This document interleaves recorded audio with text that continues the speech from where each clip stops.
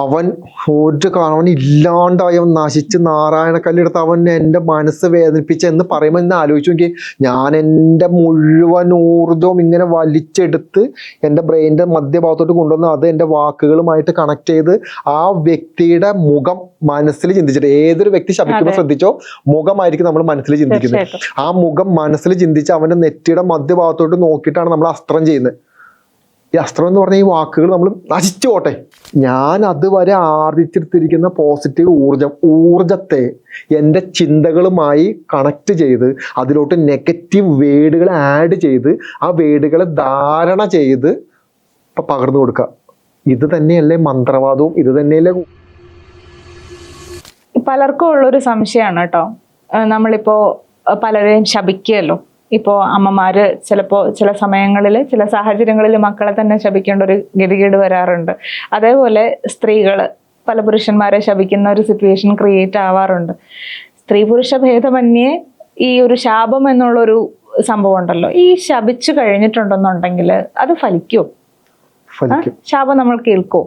പിന്നെ ഉറപ്പല്ലേ, ശാപം ഏക്കോ ഇല്ലയോ എന്നുള്ളത് ഭയങ്കരമായിട്ട് കേൾക്കും. ശാപം എന്താണ്? മനസ്സ് വേദനിച്ച് ആ ആളുടെ മനസ്സ് വേദനിച്ച് കൂടിയ അളവിലുള്ള ഇമോഷൻ ക്രിയേറ്റ് ആയി ആ ഇമോഷന്റെ ഫ്രീക്വൻസി ഉയർന്ന തലത്തിലോട്ട് ഉയർന്ന് അതിൽ നിന്നും ഡെവലപ്പ് ആവുന്ന വാക്കുകൾക്ക് ഭയങ്കരമായ പവർ ഉണ്ട്. ഇത് തന്നെയല്ലേ മന്ത്രോച്ചാരണം? അതെ. രണ്ട് തമ്മിൽ എന്താ വ്യത്യാസം? വാക്കുകളെ ഉപയോഗിക്കുന്നതും ഏത് ഫ്രീക്വൻസിലാണ് ഉപയോഗിക്കുന്നതിനനുസരിച്ചിട്ടാണ് ആ വാക്കിന് പവർ ഇരിക്കുന്നത്. ശാപം എന്ന് പറയുന്ന വാക്കും നോർമൽ സംസാരിക്കുന്ന പോലെ അല്ല ഒരാൾ ശപിക്കുമ്പോൾ സംസാരിക്കുന്നത്. ശപിക്കുമ്പോൾ സംസാരിക്കുമ്പോൾ അയാളുടെ ശരീരത്തിൽ ഉണ്ടാകുന്ന എനർജി വേരിയേഷൻ ഫ്രീക്വൻസി എൻ്റെ ഡിഫറെൻ്റാണ്, ഹൈ ആയിരിക്കും. മനസ്സിലാവുന്നുണ്ടോ? അപ്പോൾ ആ സമയത്ത് എന്താണോ ഉപയോഗിക്കുന്നത് ഒന്ന് മനസ്സിലാക്കൂ. ഞാൻ ഇപ്പൊ ഗായത്രിനെ ശപിക്കുമെന്ന് വിചാരിക്കാം. ഞാനിങ്ങനെ ഇങ്ങനെ ആലോചിച്ച് നോക്കി, ഞാൻ എന്ത് സാധനം എടുത്താണ് ഗായത്രിയുടെ നെറ്റിയുടെ മധ്യഭാഗത്തോട്ട് പുഷ് ചെയ്യുന്നത്. മനസ്സിലാവുന്നുണ്ടോ? എൻ്റെ വാക്കിലൂടെ എൻ്റെ എനർജിയിലൂടെ. അതായത് ഇത് തന്നെയാണ് ഹീലേഴ്സും ചെയ്യുന്നത്. അവരുടെ ശരീരത്തിലുള്ള ഒരു എനർജി മറ്റൊരാളുടെ ശരീരത്തിലോട്ട് കൊടുക്കുന്നു, ഹീലിംഗ് സംഭവിക്കുന്നു. ഇത് തന്നെയാണ് ശാപത്തിലും വരുന്നത്. ഞാൻ അതുവരെ ആർജിച്ചെടുത്തിരിക്കുന്ന പോസിറ്റീവ് ഊർജത്തെ എൻ്റെ ചിന്തകളുമായി കണക്ട് ചെയ്ത് അതിലോട്ട് നെഗറ്റീവ് വേർഡുകൾ ആഡ് ചെയ്ത് ആ വേർഡുകളെ ധാരണ ചെയ്ത് പകർന്നു കൊടുക്കുക. ഇത് തന്നെയല്ലേ മന്ത്രവാദവും, ഇത് തന്നെയല്ലേ കൂടോത്രവും, ഇത് തന്നെയല്ലേ പ്രാർത്ഥനയും. ഭഗവാനെ ധാരണ ചെയ്തിട്ടല്ലേ നമ്മൾ പ്രാർത്ഥിക്കുന്നത്. ആ പ്രാർത്ഥന ഭഗവാൻ കേൾക്കുമെന്ന് വിശ്വസിച്ചിട്ടല്ല നമ്മൾ പ്രാർത്ഥിക്കുന്നത്. ആ പ്രാർത്ഥന ഭഗവാൻ കേൾക്കുന്നുണ്ടല്ലോ. ഏത് അപ്പൊ ഈ കാര്യങ്ങളെല്ലാം സംഭവിക്കുന്നുണ്ടല്ലോ. അങ്ങനെയാണെങ്കിൽ ഇതും സംഭവിക്കണ്ടേ? ഇതും ഇവിടെ എന്താ സംഭവിക്കുന്നത്? അതായത് എന്നെ ഒരാൾ വേദനിപ്പിക്കുന്നു, എനിക്ക് എൻ്റെ ജീവിതവും എൻ്റെ സ്വത്തിനും എൻ്റെ ആയുധത്തിനും എല്ലാം ഭയങ്കര ഡാമേജ് സംഭവിച്ചു, ഭയങ്കര ചീത്തപ്പേര് കിട്ടി, എനിക്ക് അവന് തല്ലാൻ പറ്റുന്നില്ല, കേസ് കൊടുക്കാൻ പറ്റുന്നില്ല. അപ്പം എനിക്ക് അവനെ ശപിക്കാനേ പറ്റുള്ളൂ. അപ്പം ഞാൻ എന്താ ചെയ്യുന്നത്? അവൻ അവൻ ഇല്ലാണ്ടായി, അവൻ നശിച്ച് നാരായണക്കല്ലെടുത്ത് അവൻ എൻ്റെ മനസ്സ് വേദനിപ്പിച്ച എന്ന് പറയുമ്പോൾ ഇന്ന് ആലോചിച്ചു നോക്കി. ഞാൻ എൻ്റെ മുഴുവൻ ഊർജവും ഇങ്ങനെ വലിച്ചെടുത്ത് എൻ്റെ ബ്രെയിനിൻ്റെ മധ്യഭാഗത്തോട്ട് കൊണ്ടുവന്ന് അത് എൻ്റെ വാക്കുകളുമായിട്ട് കണക്ട് ചെയ്ത് ആ വ്യക്തിയുടെ മുഖം മനസ്സിൽ ചിന്തിച്ചിട്ട്, ഏതൊരു വ്യക്തി ശപിക്കുമ്പോൾ ശ്രദ്ധിച്ചോ, മുഖമായിരിക്കും നമ്മൾ മനസ്സിൽ ചിന്തിക്കുന്നത്. ആ മുഖം മനസ്സിൽ ചിന്തിച്ച് അവൻ്റെ നെറ്റിയുടെ മധ്യഭാഗത്തോട്ട് നോക്കിയിട്ടാണ് നമ്മൾ അസ്ത്രം ചെയ്യുന്നത്. ഈ അസ്ത്രം എന്ന് പറഞ്ഞ ഈ വാക്കുകൾ നമ്മൾ നശിച്ചു പോട്ടെ. അത് പറഞ്ഞു കഴിയുമ്പോൾ എന്ത് സംഭവിക്കും അറിയാമോ? നമ്മൾ പതുക്കെ ഈക്കായി പോവും. ശ്രദ്ധിച്ചോ, ശപിച്ച് കഴിയുമ്പോൾ തന്നെ നമ്മൾ പതുക്കെ നമ്മളിങ്ങനെ തളർന്നു പോകും. എന്താ സംഭവിക്കുന്നത്? നമ്മുടെ മുഴുവൻ ഊർജ്ജം നമ്മൾ പുഷ് ചെയ്തു. നമ്മുടെ അബണ്ടൻസ്, നമുക്ക് കിട്ടേണ്ട ബ്ലെസ്സിങ്, നമുക്ക് ഈശ്വരനിൽ നിന്ന് ലഭിച്ച കാര്യങ്ങൾ, നമ്മൾ മറ്റുള്ളവർക്ക് നന്മ ചെയ്ത് കൊടുത്തിട്ടുണ്ടായിരിക്കുന്ന ബ്ലെസ്സിങ് തുടങ്ങിയിട്ടുള്ള എല്ലാ ഊർജ്ജത്തിൻ്റെ ഒരു അളവുണ്ട് നമ്മുടെ ശരീരത്തിൽ. ഈ ഊർജ്ജമാണ് ഇരുന്ന് പ്രവർത്തിച്ചുകൊണ്ടിരിക്കുന്നത്. ഈ ഊർജ്ജത്തെ നമ്മുടെ പെർമിഷൻ എടുത്ത് നമ്മൾ തന്നെ മറ്റൊരാളിലോട്ട് നെഗറ്റീവായിട്ട് പാസ് ചെയ്തു. ഇനി ഇത് തന്നെയല്ലേ ബ്ലെസ് ചെയ്യുന്നതും? ഭഗവാനെ അവൻ നന്നായി വാ. ശരിക്കും ഇതേ പ്രൊസീജിയർ തന്നെയല്ലേ? നമ്മുടെ ഉള്ളിൽ നിന്നൊരു ഊർജ്ജം നമ്മളെടുത്ത് നമ്മൾ രണ്ട് കൈയും വെച്ചിട്ട് ഈശ്വരനെ വിളിച്ച് ആ വ്യക്തിയുടെ മുഖം മനസ്സിൽ കണ്ടിട്ട് നീ നന്നായി വാ എന്ന് പറയുന്നതും ഇതേ ഊർജ്ജം നമ്മളെടുത്ത് പോസിറ്റീവായ വേർഡ്സുകൾ ആഡ് ചെയ്ത് ആ വ്യക്തിനെ ധാരണ ചെയ്ത് ആ വ്യക്തിയിലോട്ട് കൊടുത്തു. ആ വ്യക്തിയിലപ്പോൾ പോസിറ്റീവായ ഊർജ്ജം ചെന്ന് അത് വർക്കൗട്ട് ചെയ്യാൻ തുടങ്ങും. അപ്പൊ ഈ നമ്മൾ കൊടുക്കുന്ന എനർജി ഈ സെയിം, ഞാനിപ്പോ കേട്ടിട്ടുണ്ട്, നമ്മൾ ഒരാളെ ശപിച്ച് കഴിഞ്ഞിട്ടുണ്ടെങ്കിൽ അവർക്കത് ഏൽക്കും, പക്ഷെ അതേപോലെ തന്നെ നമ്മൾക്കും അത് ദോഷകരമാണെന്നുള്ള രീതിയിൽ.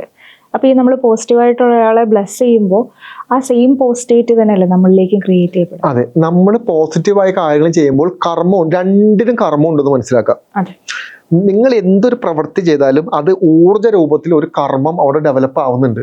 നിങ്ങൾ ഒരാളെ ബ്ലെസ് ചെയ്യുകയാണെങ്കിൽ അതേ ബ്ലെസ്സിങ് നമ്മളിലോട്ട് തിരിച്ചു വരാൻ തുടങ്ങും, തിരിച്ചു വരും. ആ വ്യക്തിയുടെ ഊർജ്ജം, നിങ്ങൾ ആരെയാണ് ബ്ലെസ് ചെയ്തത്? ഈശ്വരന്റെ ചൈതന്യം കൊണ്ട് നടക്കുന്ന ഒരു മനുഷ്യ ശരീരത്തെയാണ് നിങ്ങൾ ബ്ലെസ് ചെയ്തത്. ആ ബ്ലെസ് ചെയ്യുന്ന സമയത്ത് നിങ്ങളുടെ ശരീരത്തിലുള്ള ഊർജ്ജം കൊടുത്ത് നിങ്ങൾ ബ്ലെസ് ചെയ്യുമ്പോൾ നിങ്ങൾ ശരിക്കും ആരെയാണ് ബ്ലെസ് ചെയ്തത്? ഈശ്വരനെ തന്നെയാണല്ലോ നമ്മൾ ബ്ലെസ് ചെയ്യുന്നത്. അപ്പോൾ എന്ത് സംഭവിക്കും? റിഫ്ലക്ഷൻ സംഭവിക്കും. ആ ഊർജ്ജം നേരെ, ആ സോളും നമ്മുടെ സോളും എല്ലാം വന്നിരിക്കുന്ന ഒന്നിൽ നിന്ന് നമ്മുടെ ശരീരത്തോട് നേരെ റിവേഴ്സ് അടിക്കാൻ തുടങ്ങും. അതുകൊണ്ടാണ് ബ്ലെസ് ചെയ്യുന്ന ആളുകളുടെ ഊർജ്ജവും അവരുടെ ഓറയെല്ലാം വളരെ പോസിറ്റീവായിട്ട് ഇരിക്കുന്നത്. ഭയങ്കര എനർജറ്റിക് ആയിരിക്കും അവർ ഭയങ്കര ബ്ലെസ്ഡ് ആയിരിക്കും അവർ. കാരണം ആ ഊർജ്ജം എപ്പോഴും. ഇനി ശപിക്കുന്ന ആളുകളുടെ മുഖത്തോട്ട് നോക്കിക്കോ, അവരുടെ ഓറ മുഴുവനും നെഗറ്റീവായി ഭയങ്കര നെഗറ്റീവ് തോട്ട്സിലൂടെ മൊത്തം നെഗറ്റീവായിട്ട് മാറും ഇവർ. ഇതിങ്ങനെയാണ് സംഭവിക്കുന്നത്. ആ കൊടുക്കുന്ന അതേ സാധനം നമുക്ക് തിരിച്ചും നമുക്ക് വരാൻ തുടങ്ങും. മനസ്സിലാവുന്നില്ല? നമുക്ക് കൊടുത്ത സാധനം തിരിച്ച് വരുന്ന സമയത്ത് നമ്മുടെ ശരീരത്തിൽ നിന്ന് നഷ്ടപ്പെട്ട ഒരു സാധനമുണ്ട്. നമ്മൾ ആദ്യം പറഞ്ഞ പോസിറ്റീവായ ഊർജ്ജത്തിന്റെ ഘടകം നമ്മുടെ ശരീരത്തിൽ നഷ്ടപ്പെടും. അത് നേരെ നമുക്ക് ഭയങ്കര ബുദ്ധിമുട്ട് വരാൻ തുടങ്ങും. അതായത് ആരോഗ്യ പ്രശ്നങ്ങളായിരിക്കും വരുന്നത്, ശാരീരികമായിട്ടുള്ള പ്രശ്നങ്ങൾ. നിങ്ങൾ എടുത്തു നോക്കിക്കോ, ഈ ശപിച്ച് നടക്കുന്ന അമ്മമാരും അമ്മൂമ്മമാരും ആളുകൾക്ക് മുഴുവനും ഭയങ്കരമായിട്ട് ആരോഗ്യ പ്രശ്നങ്ങളാണ്. അപ്പൊ ഈ ആരോഗ്യ പ്രശ്നങ്ങളിലേക്ക് ഇവർ കടന്നു പോകുന്നത്. അതുകൊണ്ട് ശാപം ഏക്കും, ശപിക്കാണ്ടിരിക്കുക. നമുക്ക് ശപിക്കാനൊക്കെ തോന്നും, ഒന്നും വേണ്ട, വിട്ട് കളഞ്ഞേക്ക്. അത് നമ്മുടെ ചില കഴിവില്ലായ്മയും നമ്മുടെ ചില കുറവുകളും കൊണ്ട് നമ്മളൊരാൾ ദ്രോഹിച്ചു എന്ന് നമ്മൾ വിചാരിച്ചാൽ മതി. അതിനെ മാറ്റുക. ഇനിയും അങ്ങനെ ഒരു അവസരം നമ്മൾ ഉണ്ടാക്കിയെടുക്കാതിരിക്കുക. തെറ്റ് ചെയ്തോ അനുഭവിക്കേണ്ടി വരും. സ്ത്രീകള് ശപിച്ചു കഴിഞ്ഞിട്ടുണ്ടെങ്കിൽ അത് ശരിക്കും ബുദ്ധിമുട്ട് തന്നെ ആയിരിക്കില്ലേ? എന്താ പറയുമോ ശരിക്കും സംഭവം? ആദിപരാശക്തി, അൾട്ടിമേറ്റ് എനർജി, ഫെമിനിൻ ഊർജ്ജം. അതെ,